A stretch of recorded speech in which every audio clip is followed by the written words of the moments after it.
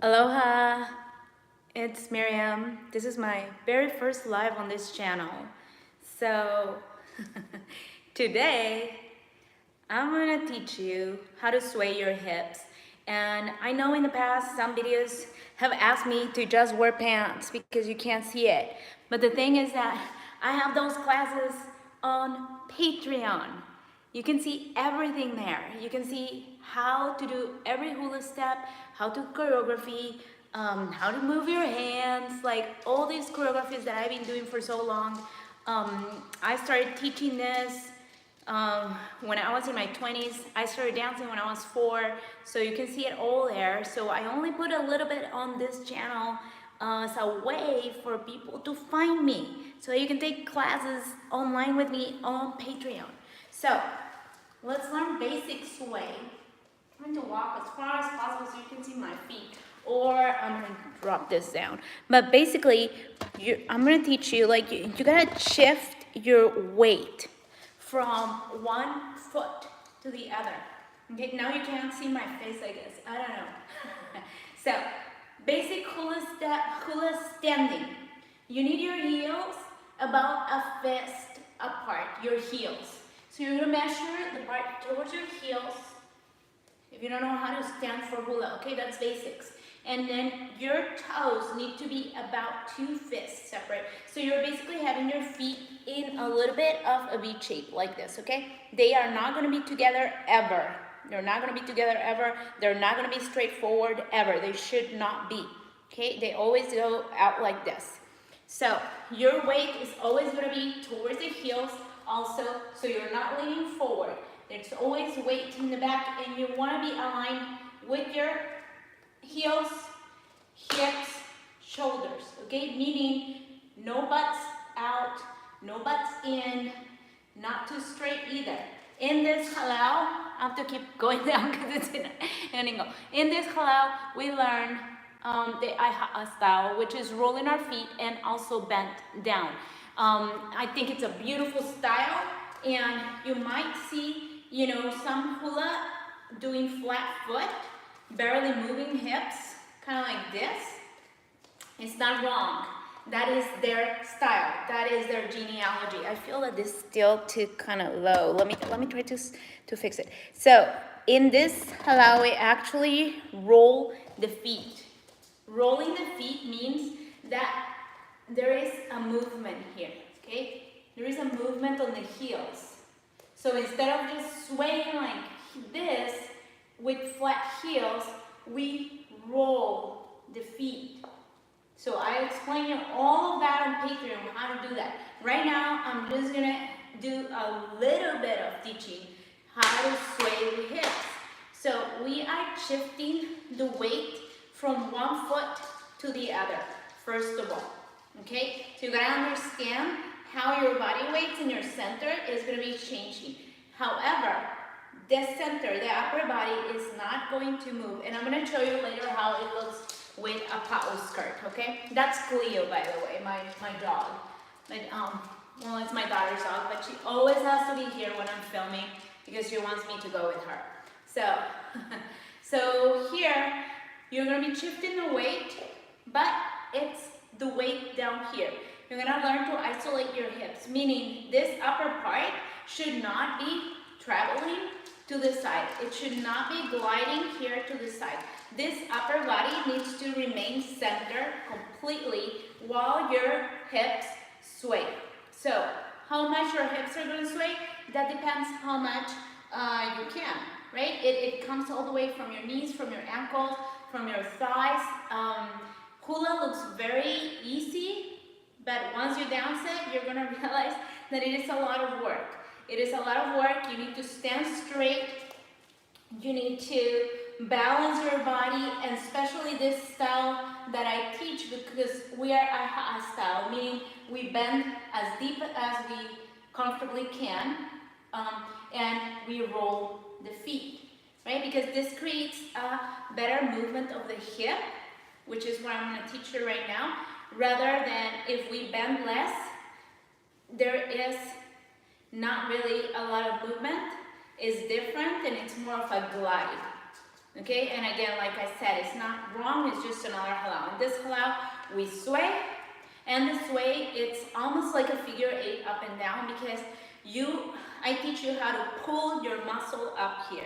So we're not only swaying like a swing, we are swaying and bringing in, swaying and bringing in, swaying and bringing in. So let's go ahead now, basics. Hands should be in the center here of the chest. Notice where they are. They're not above the elbows. They're below the elbows, not so low either. So kind of like where your heart should be. The fingertips should not be touching, not be overlapped either. In hula hands, our fingertips are always together, right? Unless we're swaying for a song, a rain, anything like that. But right now for practice, we want them flat and with our thumbs slightly hiding underneath. Thumb should never be out, should never be out. And it doesn't look good. I've seen it in some halal. I don't teach like that. I don't like it. I don't think it's graceful. However, if you see it taught like that in other halal and you're learning there, you gotta follow the rules, okay? All right, so holding up here, shoulders relax, not tense, shoulders relax, roll them back. You got that hula position with the feet that I told you, one fist towards back, two fists towards the front. Our knees need to be bent as much as you can. Not where the heels lift, okay? Not so much that your heels start lifting naturally. But you want to be deep down, probably about a foot of your height, right? And from here, you want your hips neutral, meaning you're not going to be pushing your butt out, or you're not going to be tucking it in like in ballet either. It's just neutral, rib cage lifted, shoulders roll back and relax, neck elevated, okay? So that's just our hula position. Now here you should be feeling, I want you to feel your weight in your heels, because it should be evenly distributed right now. But now I'm going to teach you to shift it. So you're going to change the weight to one leg, but you're still bent. So meaning your other leg still bent. You're not going to straighten it. So we're not stretching and bending one and the other like this. They both remain bent, but you just shift the weight to one foot. We're not pushing hips just yet. I mean, your hip will naturally push a little, but we're not. I just want you to feel the feet. Now shift the weight to the other foot. So where both of your heels are still grounded. Shift it again, shift again, okay? So that is what you want to be able to feel when you're swaying those hips. Now, I do want you to add the hip push. You're going to push your hip as you shift as far out as you comfortably can, okay? And this will include your muscles on the side of your hip, your thigh, but also this part, this upper part of your hips. This is how I teach it, because I also teach yoga. Well, I taught yoga for a lot of years. I closed my studio now, but this upper part will help you do that final sway. So let me show you without the hip. This is just swaying with no hip, upper hip involvement, right? We're not involving the iliac crest or the top of the hip. I'm just doing hips. Now, I'm gonna involve the iliac crest or the top of your hip.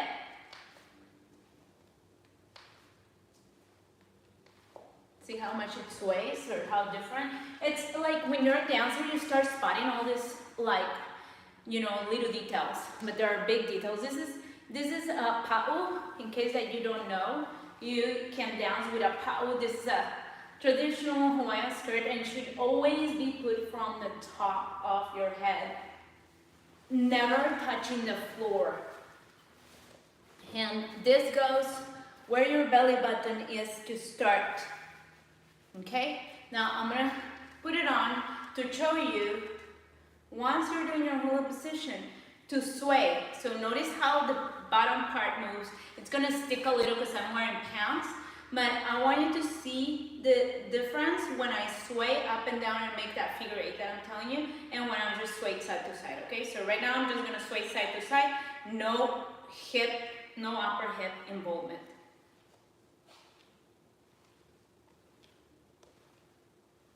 Okay, now I'm gonna involve the hip.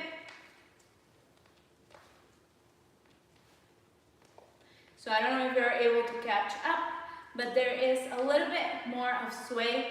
And when you're wearing those beautiful hula dresses that are all tight, your body really looks very feminine. And that's the whole thing about hula, right? Like, you want to embody that femininity and that grace within. So that is how I teach it, and that's it. Like, you know, like, I'm just letting you know. When you take it off, also you want to take it off from the top, always. Never should be touching the floor. Okay, you can find paus at Aloha Hula Supply, or you can sew your own. It's literally, you need about 5 yards of fabric, and it has a casing. So you can see all the rows here of casing. You know, here's the elastics. So you can adjust it if you need to, or you can just close it off. And what else do I need to show you from this? I say already you need about 5 yards of fabric, all this amount of casings, which is 1, 2, 3, 4. This one has 4. I think you can have up to 5, but you want this to be thick. And I think that's basically it. It should be as long as mid-calf. You should never be showing your knees. Okay, hula never should be showing the knees, and you should never be showing your belly button. So I'm wearing this so that you can see how it shows. But those, if you think that coconut bra is a thing and whatever, like, no, that was from an era where hula started being commercialized and put into Hollywood, so they would use the coconuts. But real hula dancers, like traditional hula dancers that know their stuff, they don't wear coconuts. Okay, no showing the midriff. That's for Tahitian. Okay, so going back to this, sorry, I'm going back and forth. But, so you're gonna bend down and begin to sway to one side, pushing the hip out. And once you're out, you're gonna lift it up a little bit. I'm gonna show you how. And this comes with practice, but let me put my foot down. And so you're gonna, don't touch the floor so that I can show you how to involve these muscles. You're gonna lift the hip. Lift, release. Lift, release. Lift, release. So when you shift, you want to do that last lift. And then release and shift to the other side. And then lift, release. Lift, release. Lift, release. Notice I'm not bouncing, okay? Notice that I'm not going up and down like this. This is very important. If you're a little confused right now with the hip lifting at the end, don't do that. Just begin with the sway down. Just begin with the sway down, and you can keep your heels grounded for now. Once you get that, once you get the sway going, you're going to bend a little deeper, and that is when your heels lift, because they will naturally lift. I'm going to show you from the back to show you what the heel does. If you bend only a little bit, you're able to keep your feet flat because the heels do not need to lift. And if you bend a little deeper, your heels naturally want to lift because you're bent too deep, and as you flex, your muscles start pulling, right? So here is where you have to learn to roll your feet.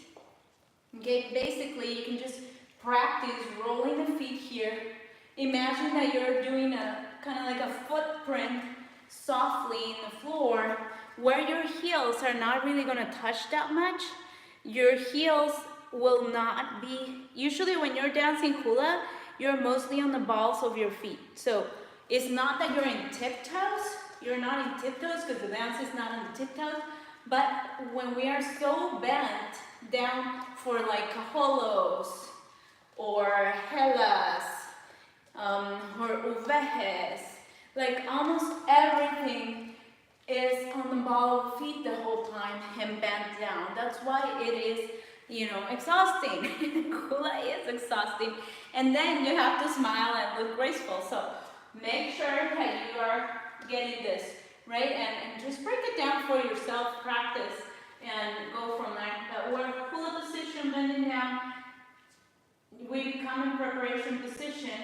Every time that we go down, we're not going to go straight like this and then begin swaying for any dance. We're always going to go down one side, which is usually for my whole the left side.